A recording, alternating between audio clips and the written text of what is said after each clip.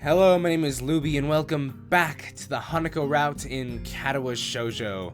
We're continuing Act 3, let's just get on it. A light breeze blows a scent of early summer on my head while I wait for Lilly. Small white clouds litter the sky, breaking up the monotony of the blue. Also, I think right now we are shopping for birthday gifts with Lilly for Hanako, in case you need a little refresher. Hisao, are you here? Lily's voice lilts on the breeze as if they were one and the same thing. I'm pretty sure we said lilts, like Lily's voice lilting before. I stopped gazing into the sky to examine Lilly. Examine, sure. With a peach off-the-shoulder sweater and tan ankle-length skirt, in addition to tan sandals, she's quite a nice sight. Okay, calm down. Yeah, I'm over here, Lilly, near the gate. Are you able to sneak away from Hanako? Yes, it's not uncommon for me to go out during weekends, so I don't think she noticed anything suspicious. That, and she has someone she sees. Lilly purses her lips as if maybe she shouldn't have continued. I find it a little hard to believe. Hanako's seeing someone? Really? No, it's just she sees the therapist every so often on weekends.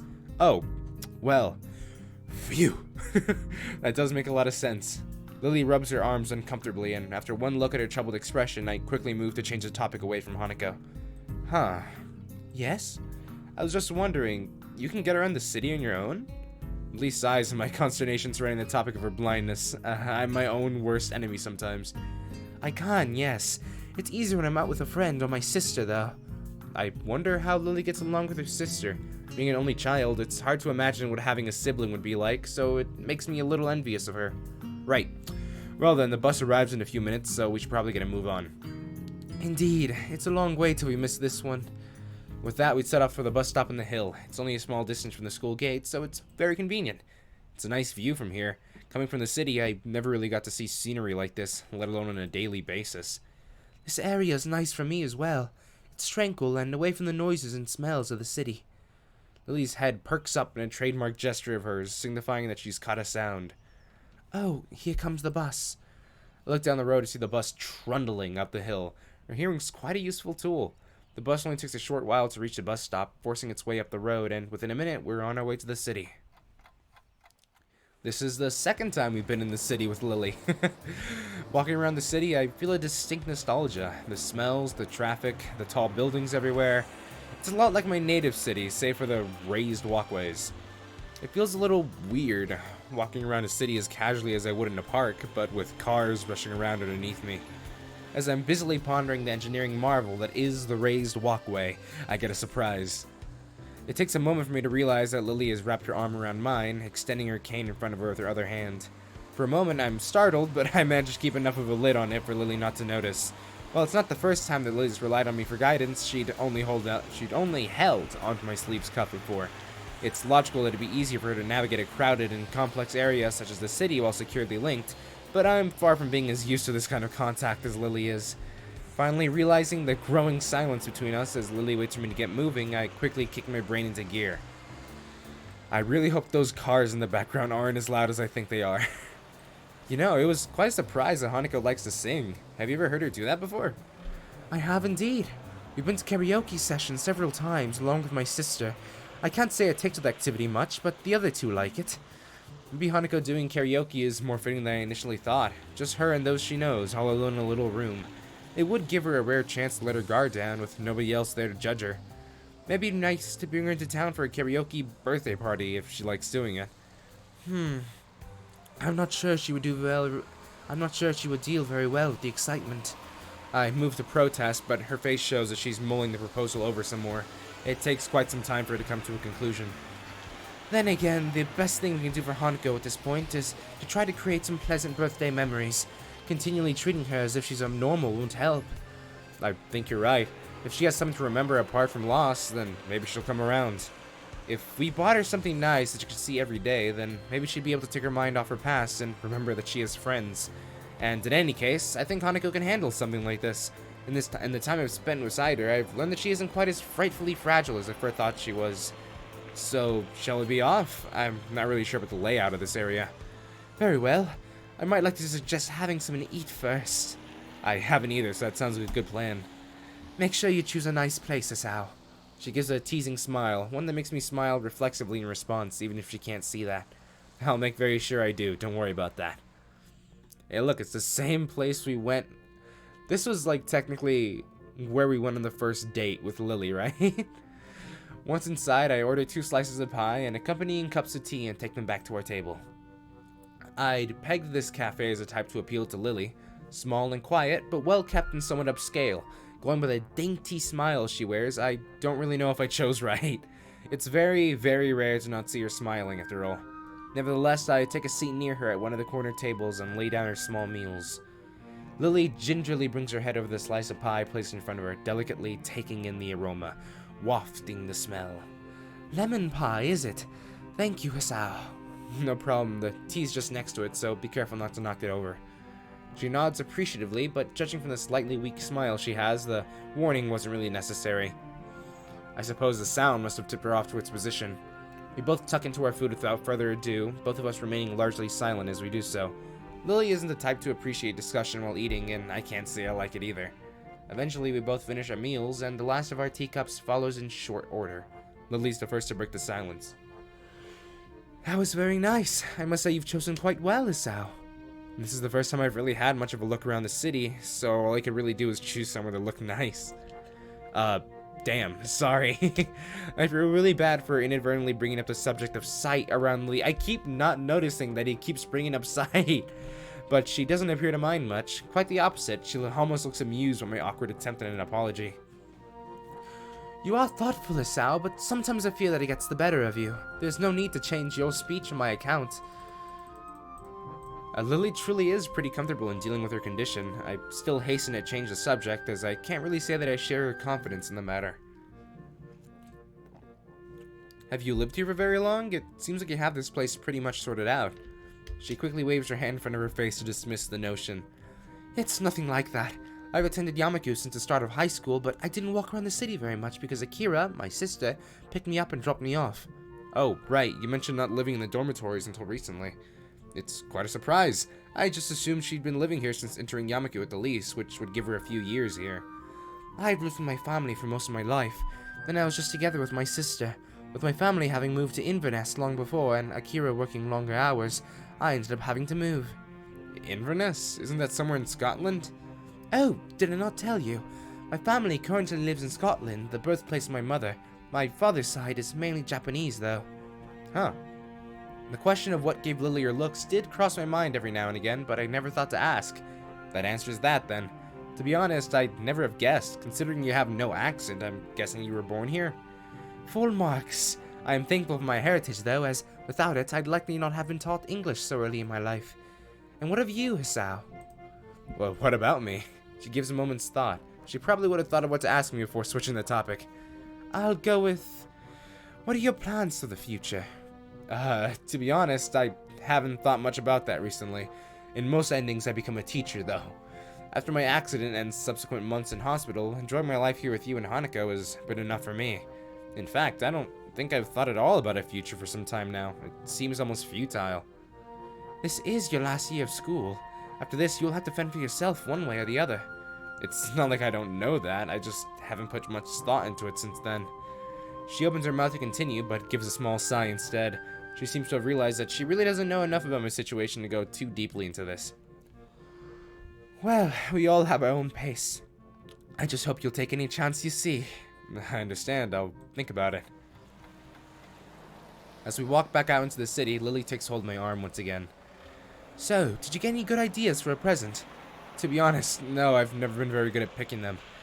As absurd as it sounds, perhaps we should just look around. Hearing Lilly utter those words throws me for a moment.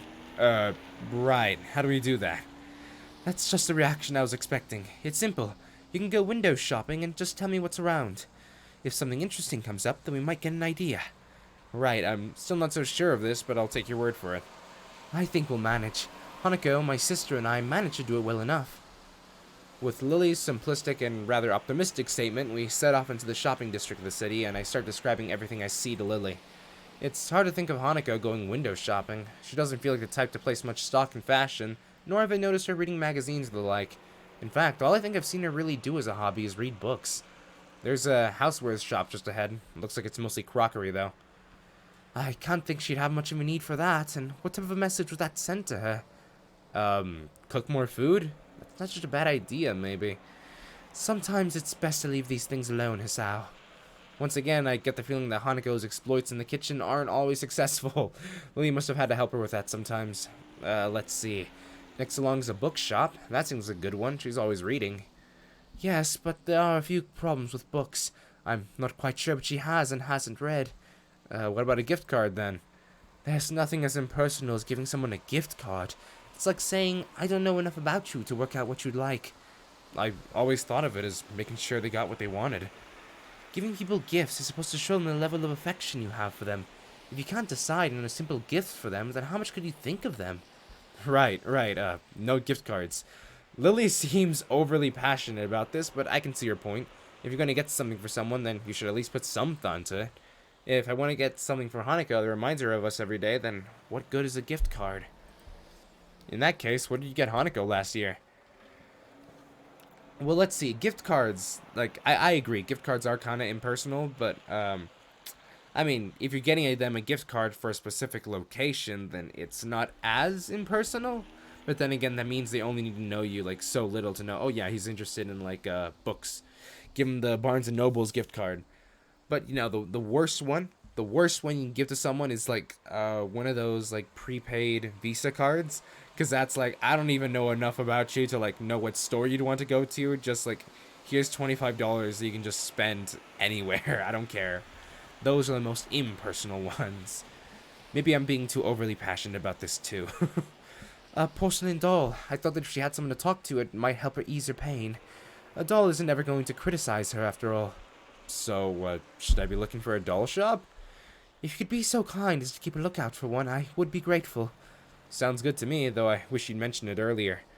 But if I did that, then you wouldn't have started thinking for yourself, would you? Once again, Lily has a point. My brain is currently analyzing every story past for gift options. If Lily had mentioned a doll shop to begin with, I wouldn't have thought of anything else. We wander through the city streets, but seem unable to find anything that resembles a doll shop or anything that I can consider a fitting present. Simple act of searching is starting to clear my mind. The events of last week are starting to fade away, and I'm looking forward to giving Hanukkah her gift. If I can find one, that is. This is hopeless. I thought I'd be able to find something in the city for sure. And I'm sure you've walked down this street at least once before. That almost sounds like you're giving up, Hisao. I'm not, but it's a lot harder than I thought. Try not to be so restricted in your thinking. Maybe we should actually go into some shops and have a look around. That might work. I've never really been any good at window shopping. Lily and I circle around the city streets once more, this time popping into stores that catch our attention. In the end, though, nothing comes up as especially appropriate. Hanako's tastes are often quite hard to pin down at the best of times, thanks to her intensely private nature, and those tastes we do know are hard to accommodate. May we take a break for a minute? I'm a bit exhausted. I agree and leave Lily to rest against a railing while I go to get a couple of drinks from a nearby vending machine. After walking up to the vending machine and grabbing myself some lemonade, I find myself at a bit of a loss. Not really knowing Lily's tastes, I decide to take a guess and grab something that seems a little girly, but not too weird. Strawberry-flavored milk.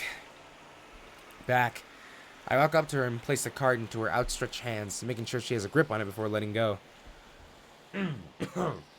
She feels out its contours before opening it and taking a very tentative sip, her approving smile afterwards telling me I made the right choice. We both rest and have a quiet drink for a few minutes. A familiar, soft ringing begins to sound from Lily's side. She quickly apologizes as her hand goes into her pocket, pulling out her mobile phone. Do you mind if I take this? It's fine, don't worry. She nods to me and thanks before turning away and flipping the phone up and bringing it to the side of her face as she picks up the call.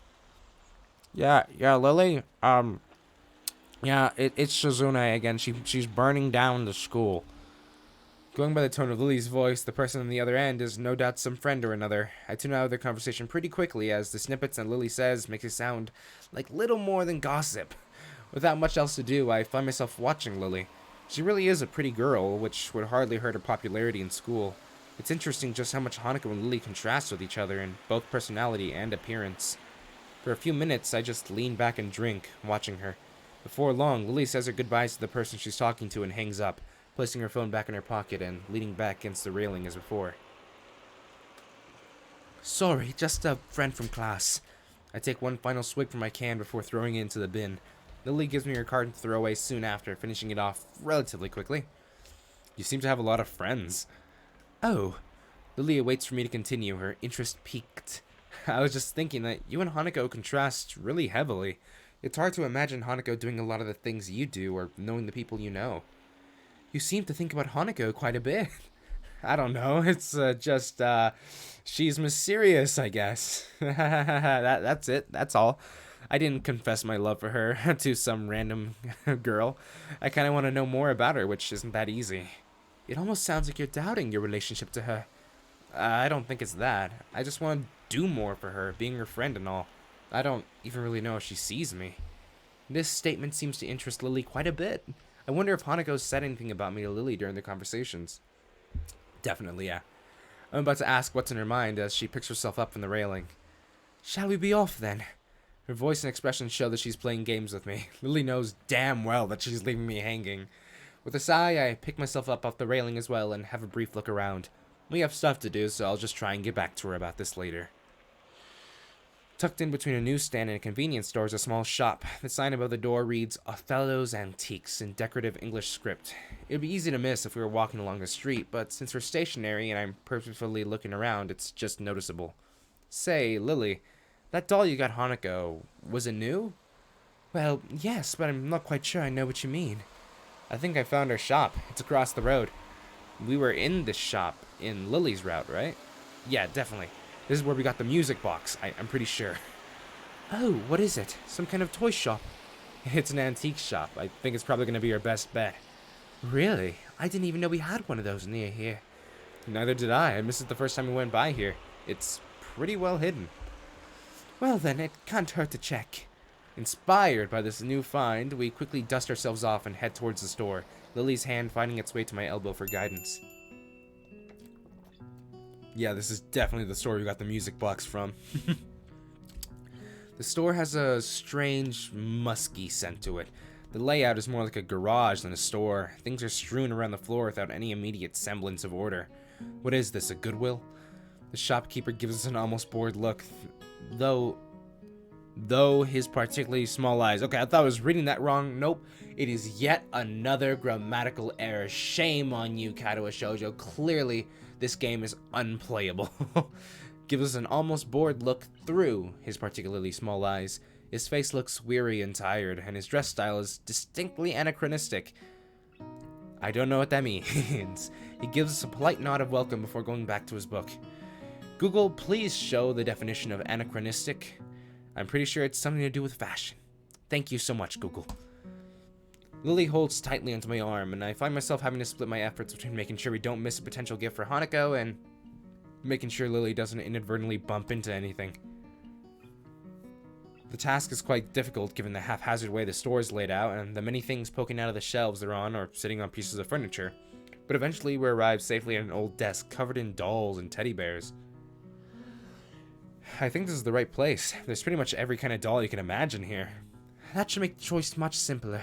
Could you please pick one for me, Asao? I had the feeling it would come to this. I picture Hanako in my mind and try to imagine which of the dolls before me would suit her the best. My eyes wander across the collection. Each one is as exquisite as the one before it.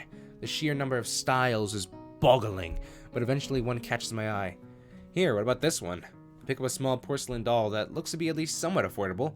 Dressed in a Victorian-era green dress with a little brown hat sitting atop its blonde hair, it looks a little like Lily. I gently pass it to her, who delicately feels her way around the object while wearing a look of slight concentration. It certainly feels beautiful. Do you think it would suit Hanako, in your opinion? I think it would. It could look good in her room. In that case, I'll trust your judgment. Will you be getting her something as well, or shall this be a shared gift? I'm not sure. I think I should get her something myself, but I don't think getting her another doll is such a great idea. Maybe, I let my voice trail off as I look around the shop. Resting on a writing table not far from us is a decorative box that catches my eye. Wait here, I think I found something. My, that was fast. I gingerly walk through a collection of crystal glassware and pick up the box. The wooden sides are covered in carvings depicting ancient battles around a castle. The top, however, looks far too familiar. Alternating squares of white and black varnished wood are arranged in the lid. That's a really nice item. It's a chess set from overseas. The store owner's sudden appearance startles me a little. I didn't see him approaching at all. We saw this guy in Lily's route as well. I don't want to be mean to him, but he kind of has a creepy sprite, right? I suppose he's trying to help us because we don't really look like we know what we're looking for. Or on the other hand, maybe he wants to keep an eye on us because he suspects we might shoplift instead. We are a bunch of delinquent teenagers. I'm looking for a present for a friend. I see. In that case, this chess set would make a fine choice. Realization floods into my mind. This is a pretty good looking set, but this is an antique shop. They're not well known for their bargain prices. How old is this? This is a reproduction. My best estimate that it's about 5 years old. I see. How much? He thinks a little before telling me, which is slightly disconcerting. I'll let you take this now for 7,000 yen. Which I think is around $70. I balk a little. I wasn't expecting to spend that much, but this does seem perfect. Then again, maybe that's a testament to how well he worked out how much he could make me pay. Couldn't make it 5,000? 5,500, no lower. I'm sold. We'd also like to get that doll. The store owner looks over my shoulder, focusing on Lily and the doll in her hands. His eyes narrow, and he visibly takes a moment to switch mental gears. In the process, his smile drops slightly. Oh no. That's gonna run you 2,000 doubloons. I guess that means that not everything in this store is a reproduction. Are you quite sure that you want that doll, miss? I trust my friend's judgment. I see. No offense. None taken. If you could please wrap it for me, it would be much appreciated. Yes, of course, but it is 20,000 yen. Which I think is $200. Lily reaches into her purse and presents 4 crisp-looking 5,000 yen notes. This girl is rich. Here you are, 20,000 yen. The storekeep dutifully takes them and the doll and proceeds to the counter. I take Lily's arm to guide her there. Are you sure about this? It's okay. I have the funds I need. As I said, I trust your judgment. I feel a little guilty on 2 fronts. First, because Lily has just spent a lot of money on my recommendation. And secondly, because I have a feeling the value of my gift isn't high enough. Nevertheless, Lily does seem to get somewhat awkward whenever the mention of money comes about. Okay, if you spent $70 on a birthday gift, I'd say that's pretty good. That's a really good gift. I hand the shopkeeper my present and the money for it in turn. He puts the cash into the register before busying himself with wrapping the doll and repeating the process on the chessboard. Eventually, he finishes the gift wrapping and hands us both our presents. Please be careful on your way back, and do come again. Thanks. Indeed, thank you very much. The store owner bows deeply to us as we leave. Well, it did take us all day, but we found something in the end. That we did. Now that the presents are wrapped, I'm feeling a little impatient to give them to Hanako. It's a common reaction to buying gifts, wanting to see the reaction of the receiver as they discover what it is. And part of me wants to return to Hanako just to confirm her condition with my own eyes. So, should we head back? Let's. We have done a lot of walking today, so I shan't mind taking a rest back at the dormitories. Lily's right. Now that the need to find a shop is over, my legs are feeling quite tired. Well then, back to school for us. I'm looking forward to resting for a bit too. Lily holds out her arm and I link mine with hers. Together we make our way back to the bus stop. Lily's totally the type of girl to say, shan't.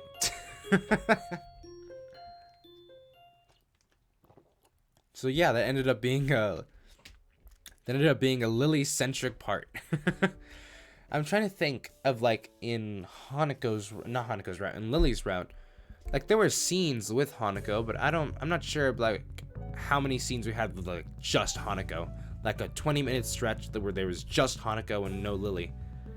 Cause I mean, how about story? How about let's get off Lily a bit and let's go back to Hanako now, yeah? That was a really cool part. But now I want to focus more on who the route's about, please.